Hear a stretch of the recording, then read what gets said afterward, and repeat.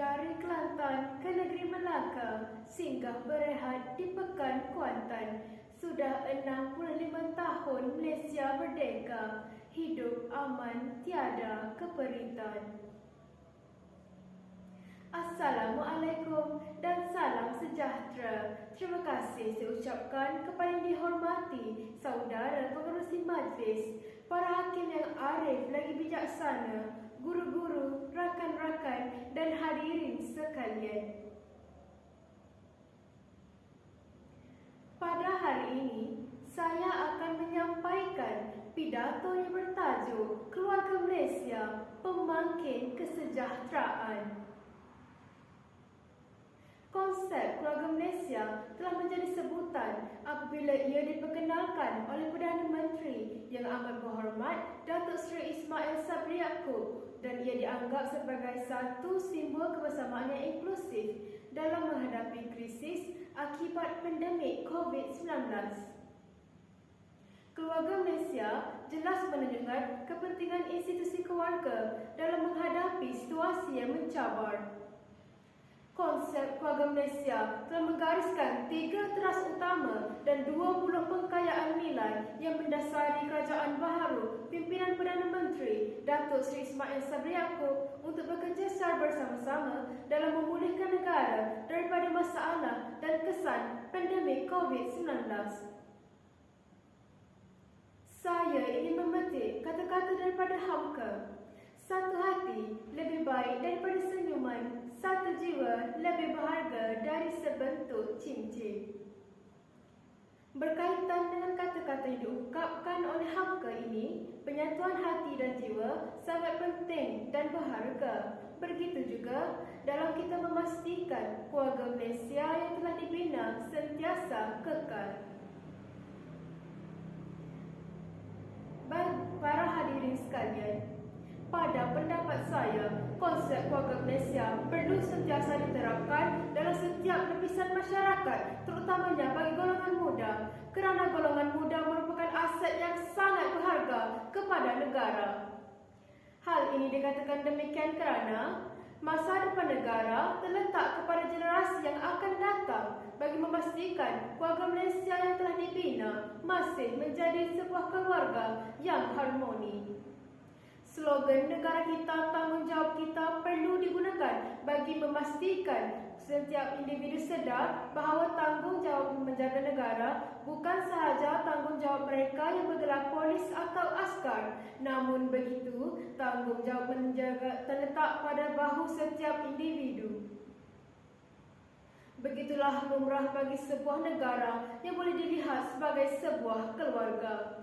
Jika ada anggota kesusahan, anggota yang lain turut merasakannya, ibarat cubit paha kiri, paha kanan pun terasa sakit. Para hadirin dan hadirat yang dihormati, keluarga Malaysia dalam erti kata sebenar dapat dilihat dalam bidang politik negara. Pucuk pimpinan yang terdiri daripada pelbagai bangsa meneraju pemerintahan negara, memberikan gambaran sifat keluarga Malaysia yang sebenar.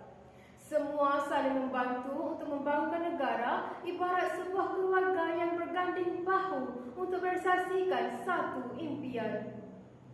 Politik negara menjadi pemangkin kepada penyatuan rakyat Malaysia. Maka dengan itu, akar umbi politik harus distabilkan bagi melahirkan keluarga Malaysia yang sejahtera. Jadi, keluarga yang bahagia tercetus disebabkan oleh politik yang stabil.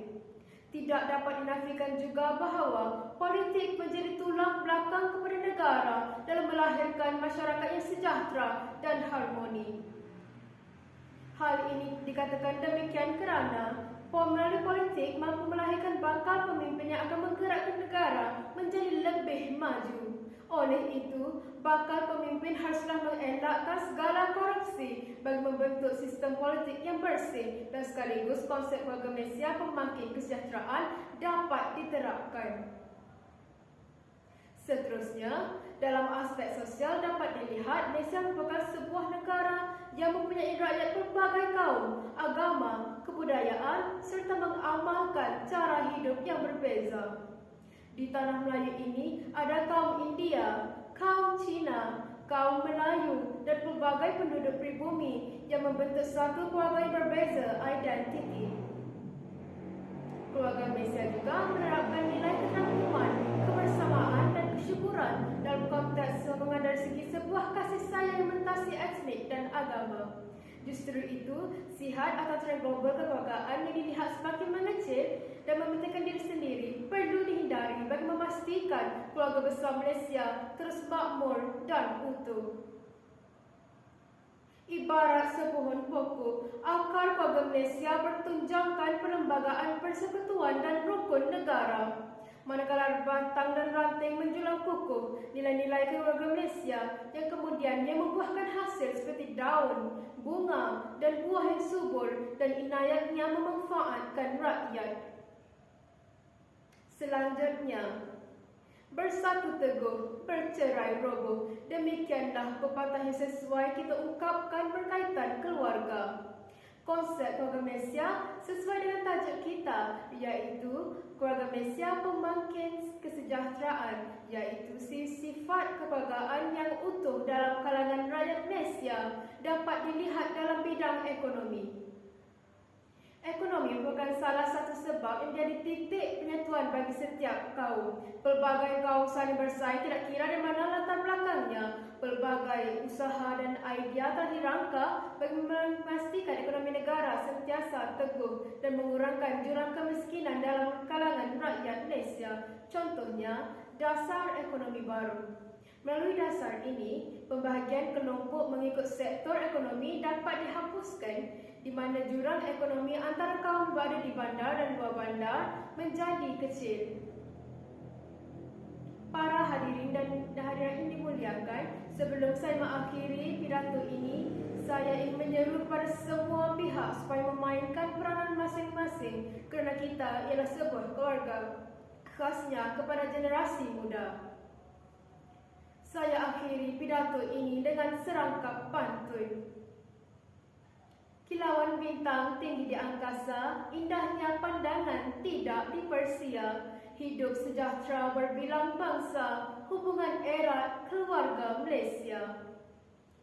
Sekian, terima kasih.